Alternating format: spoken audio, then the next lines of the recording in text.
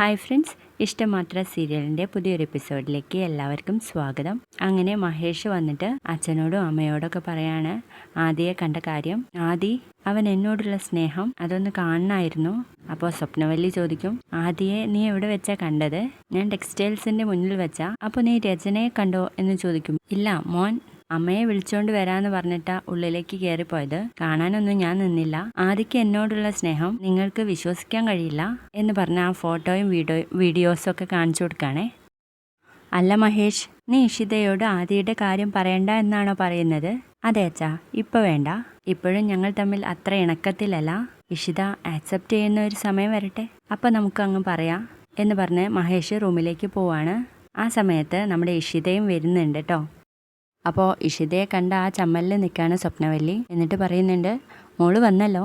അമ്മയ്ക്ക് ഇനി എത്ര നേരം വൈകിയാലും പ്രശ്നമില്ല. ഒരു ഡോക്ടർ ആവുമ്പോൾ 12 മണി, 1 മണി, 2 മണിയൊക്കെ ആവും. ചില കേസുകളൊക്കെ വന്നാൽ അതമ്മ മനസ്സിലാക്കാൻ വൈകിപ്പോയി മോളെ എന്ന് പറയുമ്പോൾ ഇഷിത എങ്ങനെ മനസ്സിലോർക്കുന്നുണ്ട്. ഇതിലിപ്പോൾ ആരാ ഓന്ത്, അമ്മയാണോ മകനാണോ എന്ന് പറഞ്ഞ് നിൽക്കുമ്പോൾ മഞ്ജിമ പറയും, ഇഷിത ജോലി കഴിഞ്ഞു വന്നതല്ലേ അമ്മേ, ഫുഡ് വല്ലതും എടുത്തു വെക്ക് എന്ന് പറയുമ്പോഴേക്കും ഇഷിത ചോദിക്കും, അല്ല ഇതെന്താ രണ്ടുപേർക്കും പ്ലേറ്റ് തിരിഞ്ഞു പോയോ എന്ന് ചോദിക്കുമ്പോഴേക്കും രാമൻ പറയുന്നുണ്ട്, മോളെ ഇവർ വല്ലാതെ തെറ്റിദ്ധരിച്ചു, അതിപ്പോൾ മാറി എന്ന് പറയണേ. അപ്പോഴേക്കും സ്വപ്നവല്ലി, മോളൊന്ന് ഫ്രഷ് ആയി വാ, അമ്മ ഭക്ഷണം എടുത്തു വെക്കാം, ചെല്ല് എന്ന് പറഞ്ഞിട്ട് ഇഷിതയെ റൂമിലേക്ക് വിടാണേ. തുടർന്ന് മഹേഷ് ഇഷിതയോട് ചോദിക്കും, നിനക്ക് വിശപ്പായോ? ഇല്ല, എന്നെ വെയിറ്റ് ചെയ്യണ്ടെന്ന് ഞാൻ പറഞ്ഞിട്ടില്ലേ. എനിക്ക് ഹോസ്പിറ്റലിൽ ഒരു പ്രത്യേക പേഷ്യൻ്റ് ഉണ്ട്, അവനെ ഊട്ടിയിട്ടേ ഞാൻ ഇങ്ങ് വരാറുള്ളൂ. അവൻ തിന്നുകൊണ്ടിരിക്കുമ്പോൾ ഞാനും കുറച്ച് കഴിച്ചു എന്ന് പറയണേ. അപ്പം മഹേഷും പറയുന്നുണ്ട്, കമ്പനീൻ്റെ സ്റ്റാഫിൻ്റെ മകൻ്റെ ബർത്ത്ഡേ ഫംഗ്ഷൻ ഉണ്ടായിരുന്നു, അതുകൊണ്ട് എനിക്കും വിശപ്പായിട്ടില്ല. പിന്നെ ഇഷിത, എനിക്കൊരു കാര്യം പറയാനുണ്ടായിരുന്നു. എന്താ, സീരിയസ് ആണോ രഹസ്യമാണോ എന്ന് ചോദിക്കണേ.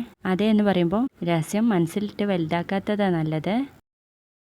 നാളെ അത് പറയാൻ പറ്റാത്ത രഹസ്യത്തിലേക്ക് വളരും. എന്താന്ന് വെച്ചാൽ പറഞ്ഞോളൂ എന്ന് പറയണേ. അപ്പൊ മഹേഷ് പറയും, വിനോദിനെ കുറിച്ചാ. വിനോദ് നല്ലൊരു പൊളിറ്റീഷ്യനാ, സ്ട്രെയിറ്റ് ആണ് എന്ന് പറയുമ്പോഴേക്കും മഹേഷ് പറയും, വിനോദ് കുറെ കാര്യങ്ങൾ നിന്നോട് പറഞ്ഞിട്ടുണ്ടാവുമല്ലോ. എന്നോട് ഒരുപാട് കാര്യങ്ങൾ പറഞ്ഞിട്ടുണ്ട്, അതിലേതാ മഹേഷ് ഉദ്ദേശിച്ചതെന്ന് ചോദിക്കുമ്പോൾ വിനോദ് എൻ്റെ അനിയനാണെന്ന് പറയാട്ടോ. അനിയനാണോ? അതെന്താ വിവാഹത്തിന് മുൻപേ പറയാഞ്ഞത്? അങ്ങനെയാണെങ്കിൽ എനിക്കൊരു ഓപ്ഷൻ ഉണ്ടായിരുന്നല്ലോ. എന്നിട്ട് ഇഷിത ചിരിച്ചുകൊണ്ട് മഹേഷിനോട് പറയുന്നുണ്ട്, വിനോദിനോട് സംസാരിച്ചു കഴിഞ്ഞപ്പോൾ ഓപ്ഷൻ ഉണ്ടെങ്കിലും ഞാൻ അവനെ അനിയനായിട്ട് അംഗീകരിച്ചു എന്ന് പറയാട്ടോ. അപ്പോൾ മഹേഷിന് വല്ലാതെ അങ്ങ് സന്തോഷം തോന്നണേ.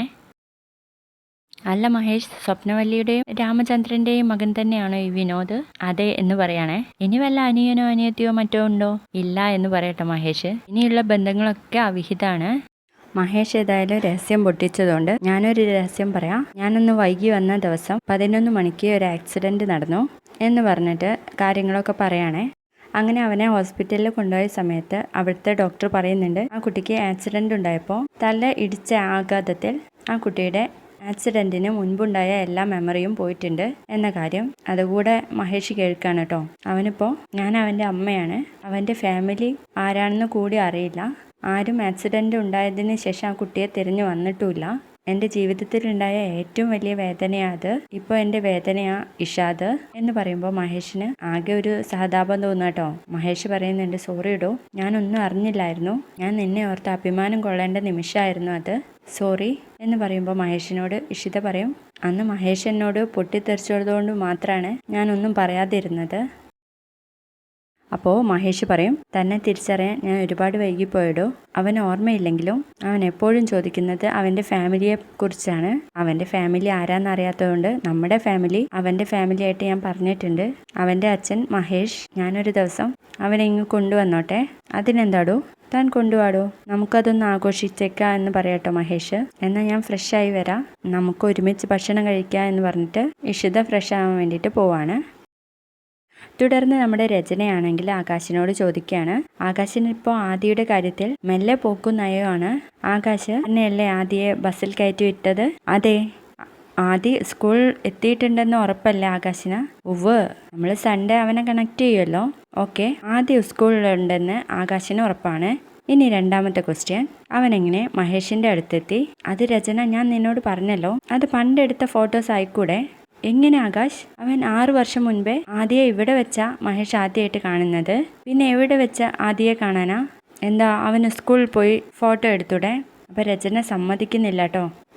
ഉറപ്പായിട്ടും മഹേഷിന്റെ കയ്യിൽ തന്നെ ഉണ്ട് ആദി. അവൻ എന്നെ മോനെ വെച്ച് ബ്ലാക്ക്മെയിൽ ചെയ്യും. ഇത് കേൾക്കുന്ന ആകാശ്, നമ്മുടെ ആദ്യം അങ്ങനെയാണോ? നീ അവനെ കുറിച്ച് കരുതിയിരിക്കുന്നത് അങ്ങനെയൊക്കെയാണോ? മഹേഷിന്റെ കൂടെ സ്നേഹത്തോടെ നിൽക്കുന്നു, ചിരിച്ചു നിൽക്കുന്നു. ഇതൊക്കെ ആക്കാൻ ഇന്ന് AI കഴിയും, ആർട്ടിഫിഷ്യൽ ഇന്റലിജൻസ് എന്നൊക്കെ ഇങ്ങനെ പറയുമ്പോൾ രചനയ്ക്ക് ഡൗട്ട് അടിക്കാണ് കേട്ടോ.